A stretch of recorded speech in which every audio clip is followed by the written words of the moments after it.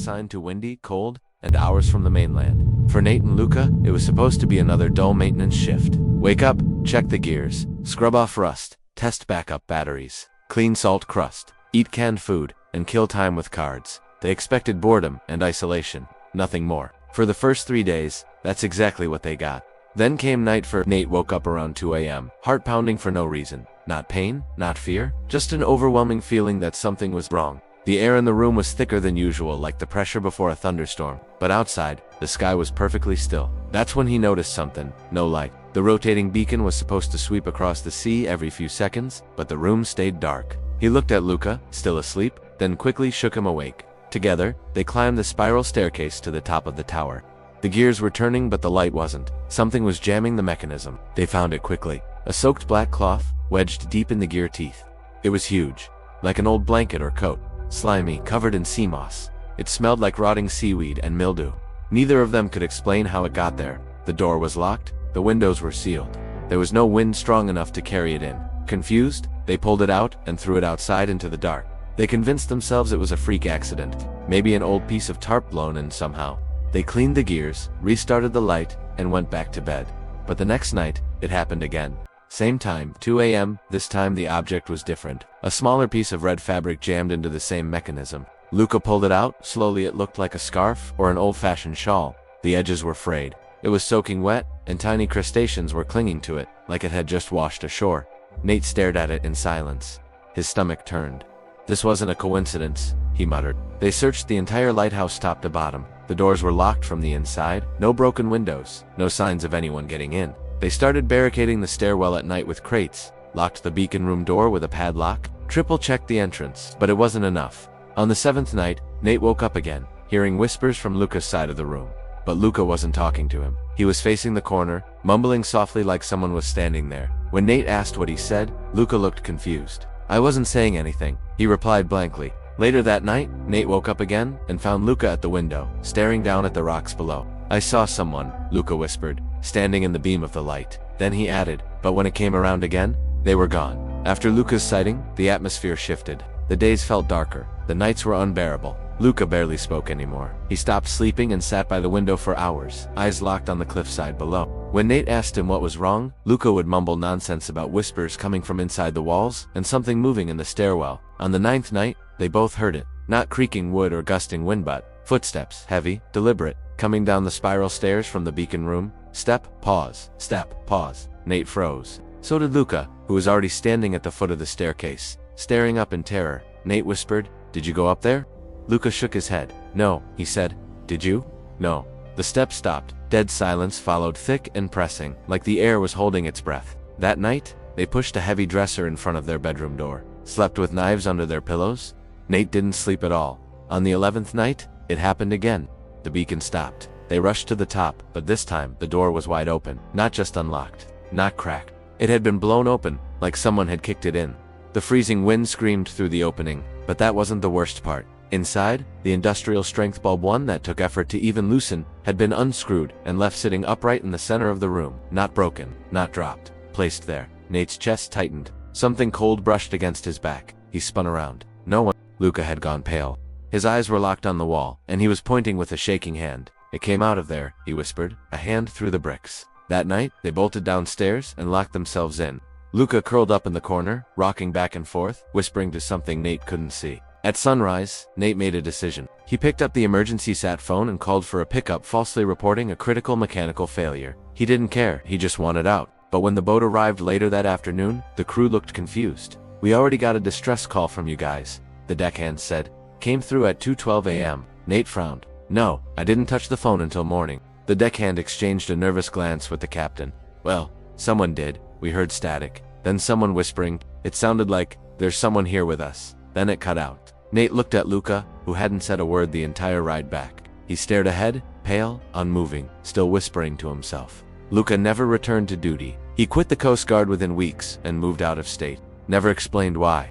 Nate still accepts occasional lighthouse postings, but when they mention Matonis Rock, he shuts down the conversation immediately. He won't talk about what happened there. Only this: if the beacon ever goes dark again, he once told a friend, "Don't go fix it, just leave it. Whatever's up there, once it dark."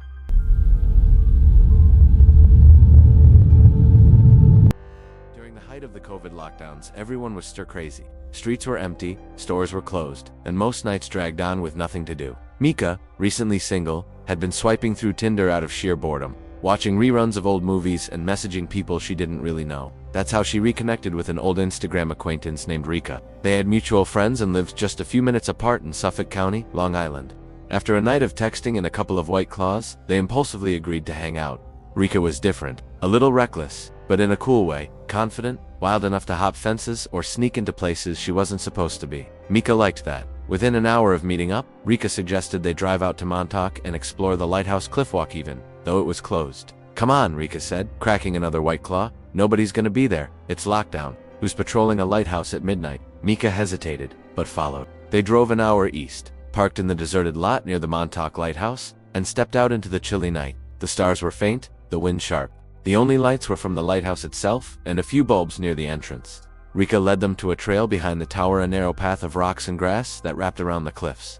It was silent except for the waves crashing far below. Their flashlights barely lit the way as they carefully stepped over jagged stones. Then Rika whispered, "Mika." Mika turned. Rika was pointing her flashlight behind them. There, a figure stood on the rocks, about 30 feet back. A man hooded, still, just watching them.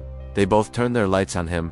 He didn't move. Mika called out, "Hey, do you work here?" No response. "We're leaving, sorry," she added quickly, not wanting trouble. That's when the man finally spoke. "You want some coke?" Not a security guard, not a park ranger, just a random man, in the dark, following them. That didn't calm them, made it worse. Mika said, "No man, we're good." She motioned for Rika to keep walking. They turned and started moving again, faster now, but the man didn't leave. He kept pace, silently following them along the rocks. Mika looked back every few seconds. He was always the same distance behind, never closer, never farther, just there. They reached the end of the cliff walk, the parking lot in sight. As they crossed through the grass, the man kept coming. Then they heard him call out again, "Where are you going?" They didn't answer, but that's when two more men appeared. From the other side of the lot, also hooded, also walking straight toward them. Mika and Rika didn't wait. They ran. Mika and Rika sprinted across the empty parking lot, gravel crunching under their sneakers. The first hooded man was still behind them, but now two more were cutting in from the right, boxing them in. Mika's breath caught in her throat. Rika grabbed her wrist. "Carnell." They beelined for Rika's Jeep, parked crooked near the edge of the lot. Mika fumbled with the passenger door as Rika leaped into the driver's seat, jamming the key into the ignition. But the Jeep didn't start. Rika cursed and turned the key again. Click, click. The battery was dead. The hooded men didn't run.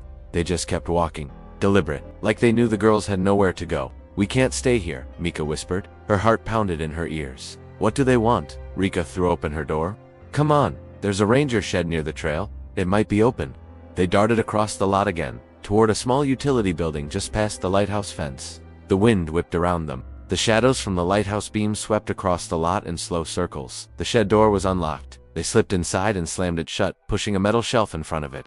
The shed was small, filled with dusty equipment, radio, old maps, gas canisters. Rika looked through drawers for anything to use as a weapon. Mika grabbed a rusted crowbar. They both crouched by the window. The three men stood outside the shed now, silent. One of them lit a cigarette, the tip glowing red in the dark. "They're waiting us out," Rika whispered. Mika's hand shook. "We have to call someone." Her phone had no signal. Rika showed one bar, barely. "I'm calling 911, Rika said, pressing her screen. "Just keep watching."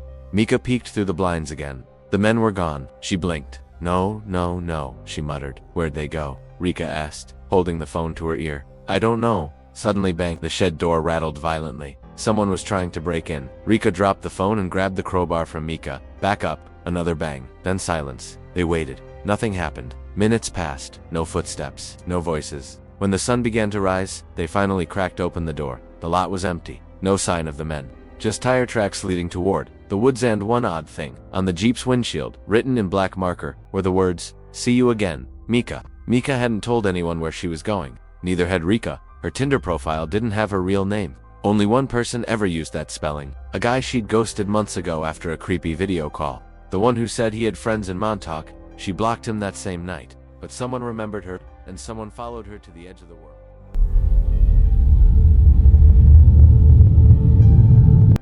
It started when Mika and her cousin Rika took a weekend trip up the Oregon coast. They'd both needed a break, Mika from her stressful nursing shifts, and Rika from a breakup that had left her spiraling. So they booked a cozy Airbnb in an old lighthouse keeper's house near Hasetta Head. The house was charming, rustic with ocean views, a wraparound porch, and a trail leading down to the cliffs.